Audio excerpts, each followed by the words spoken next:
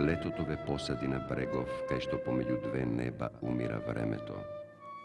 Раката патува низ чад како загубена речје, неке се врати за нова молитва. Дамнешен пламен притулен во око. Никогаш не догорува тој сончев траг во нас.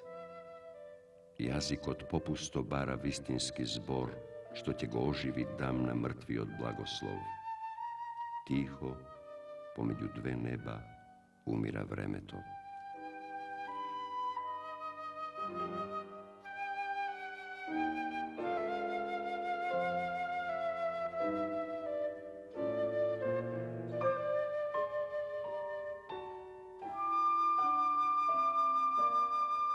Далеко од сите воени и трговски комуникации, при еден рудник се создава градската населба Кратово, како исклучителна и изразито специфична манифестација. Овде се демонстрира карактеристичен регионален израз во архитектурата, органски роден од специфичностите на природата и од општествено-економските посебности. Во изразито разбранет релјеф, врз разиграни драматични контрасти на две длабоки клисури, која било од градбите е подредена на импресивноста на природната позиција. Директно зависна од стопанскиот подем, а како негов материјален и естетски одраз, е богатството на просторот и на опремата во кратовските куќи, како и високиот комунален стандард.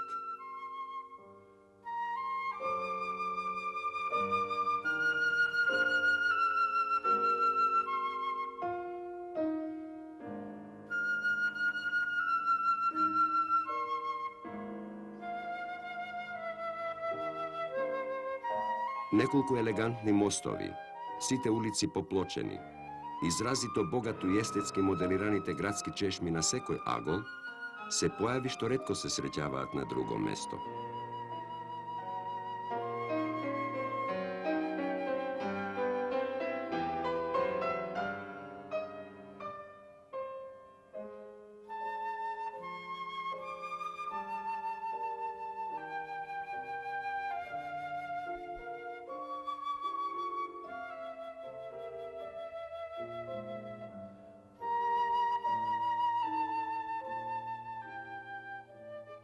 Меѓутоа, она што битно ја издвојува ова архитектура е маалската символика. Во Царина Маало, куќата има скоро симетричен облик на катот, со еркер во средината и завршеток со триаглес тимпанон со две мали тркалезни прозорчиња. Во Средно Маало, заедничкиот символ е чардакот или низа прозорци со полукружен завршеток.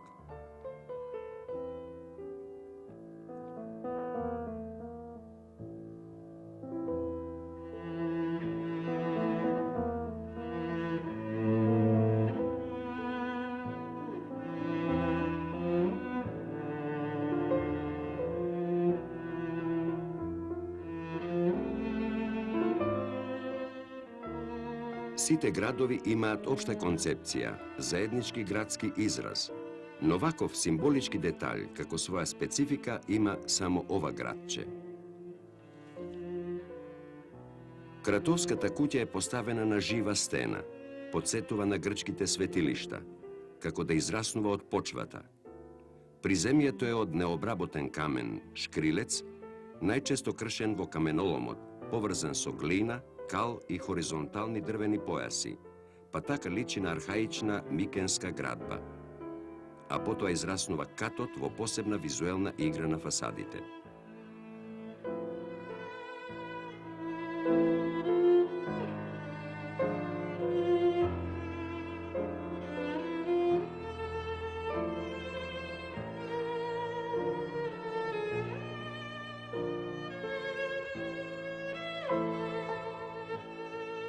Необична структура зрачи од тие куќи, приљубени на почвата, прилагодени на изохипсите. Како кристали од аморфната и гола природа се издигнуваат куќите од карпата и ја прават жива, движечка. Во тоа постои некоја убавина од минералошкиот свет, во апсолутното согласување на тој врзан и неврзан свет. Природниот материјал, каменот, глината и дрвото, ја прави македонската куќа поприродна, наспроти новите градби од бетон и синтетичен материјал.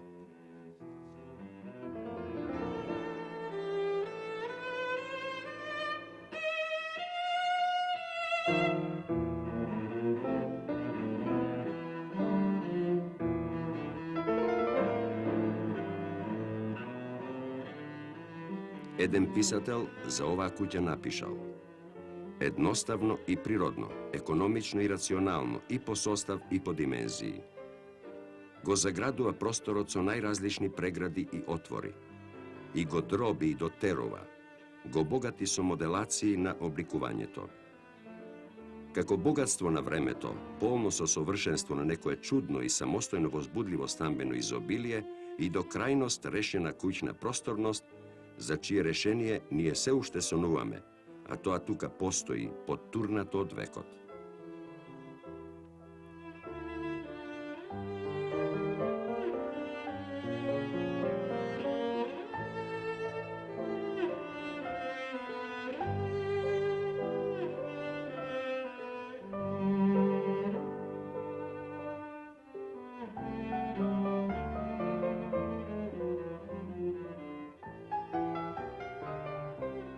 Оваа куќа е полна со богатства на просторот и опремата. Секоја има бања или воопшто богато е третирана во функционалната концепција на материјалот во која е изведена, во финесата на декоративниот детаљ.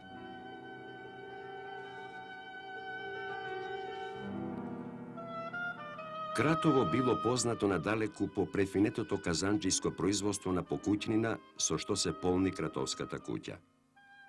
Свекници изработени од тенки и испреплетени тенки жици, кадилници, фенери и златни ибрици, сите различно украсени. И овде, како и во другите сочувани македонски куќи, скалите се дрвени, сместени во внатрешноста на куќата. Тие водат до чардакот, од кој пак со еден поглед се офаќаат сите простории. Умешноста и високата смисла за естетско обликување и декорација на творецот доаѓа до полн израз. Од секоја соба зрачи топлина. Резбата што ја сретнуваме на таванот, на зидовите и на влезната врата, како да не пренесува во некој друг свет, во друго време.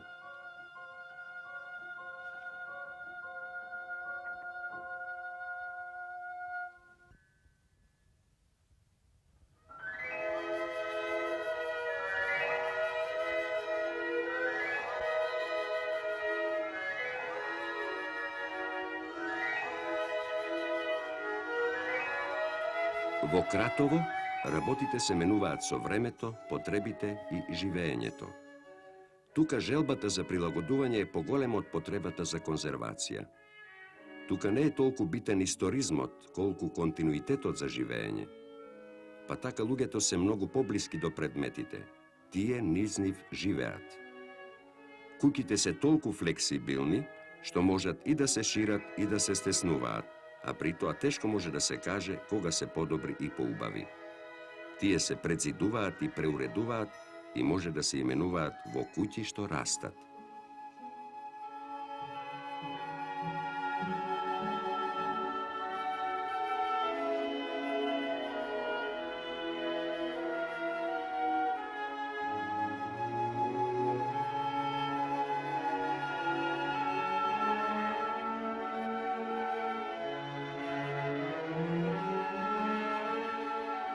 Секоја усталена култура содржи архитектура со некоја своја модуларност, а пак таа модуларност има свои различни изворишта.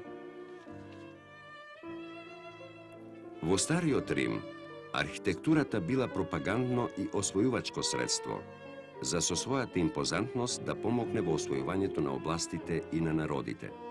И грк и римјанин живееле во агора или форум. Ним куќата им била простор за жени и робови.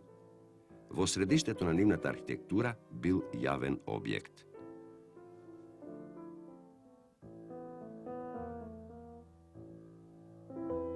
Готиката пак ги усмерила своите тежненија кон небото.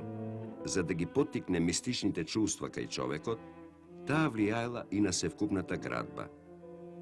На ренесансната архитектура човекот не е потребен. Таа бара само во себе некои одредени организми. Уредени, поставени и дефинирани по апсолутни пропорции, палатите и дворците се репрезентативни и периферни творби на кои култната архитектура им го наметнела основното мерило. Репрезентанцата бара големи простори за да направи впечаток, да го омаловажи човекот. Од друга страна, стан за секого не е палата, туку прашање на економската снаодливост на широките пластови луѓе и начинот на водење на домакинството. Низ векови македонците не можеле јавно да живеат, затоа и го пренеле тежиштето на архитектурата на индивидуална куќа, односно куќа за секого. Никаде во Европа тоа не е толку нагласено. Сегашното време го бара човекот во архитектурата и таквата куќа навлегува во средиштето на нашите желби и посакувања.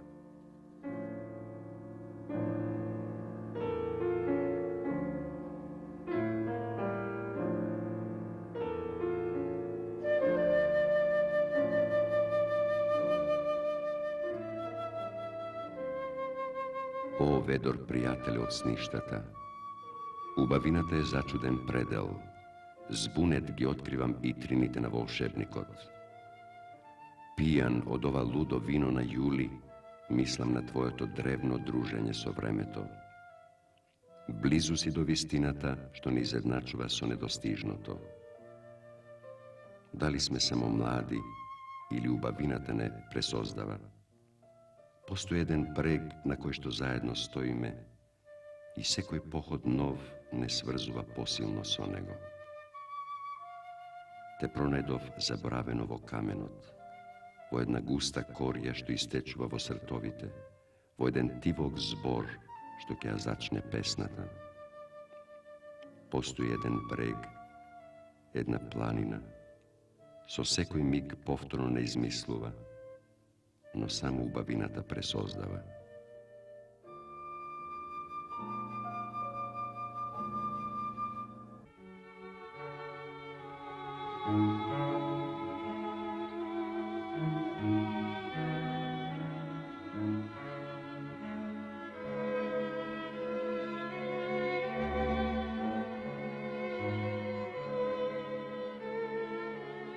Истовремено македонската куќа е минијатурно уметничко дело, скулптурна волшебна фантазија, за разлика од европската, која е најчесто како затворено призматично тело. Можеме лесно да ја наречеме монументална, зашто поимот на монументалност се менува со времето, местото и употребениот материјал. Па така и оваа лесна ведра лирична архитектура може со својата вредност да инспирира современа, високотехнички обработена градба. Да го цитираме Корбизје, вршие творештво македонската куќа имала силно влијание. Монументални се оние творби на чисти облици, кои чинат складна целина. Но се прашуваме конкретно. Што е во македонската куќа само македонско? Прво, македонската куќа е затворена со тремови и чардаци. Таа е пристапна, таа е куќа за секого. Второ, македонскиот салон е во воздух или е чардак под стреа. Наменет е за летно живеење, за седенки и за свадби. Македонскиот работен став на човекот во куќа е во висина на масата, за разлика од лежечкиот став на уживање во ориенталната куќа.